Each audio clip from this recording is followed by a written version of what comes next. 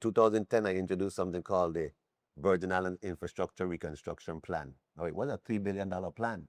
And they did talk about borrowing money, bonds, and paying off the old bonds, get some life extended, get the extra cash to invest in the infrastructure, the same infrastructure that we still have not invested in.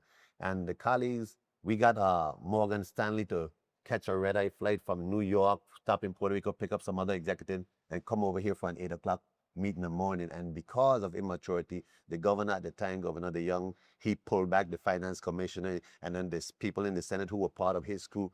They didn't attend this meeting, and these people had our entire portfolio, all our bonds ratings, and they were telling us what was possible with our current bond condition and with what we're trying to do here. And when this thing came for voting, they were like, oh, well, it's too big of an idea, or well, you should have explained it to us better. And they just did not show up.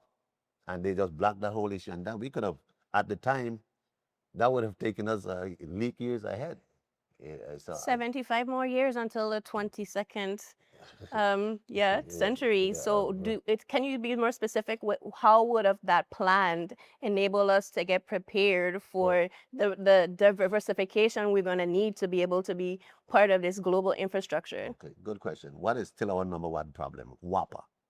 That plan spoke about, we keep band-aiding WAPA when we need to have a total reconstruction. We need to build a new power plant.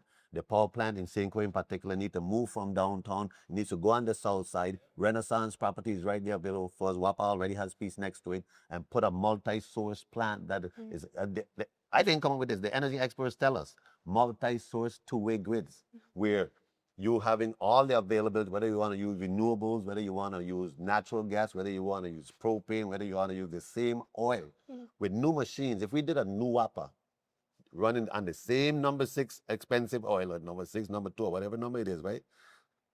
With modern equipment, we'll cut the fuel cost in half because it's just more efficient. Right. And Morgan Stanley told us this. This will be considered a revenue bond. This doesn't even have to be considered in the other bond because this will pay for itself, the savings of fuel. So infrastructure, transportation,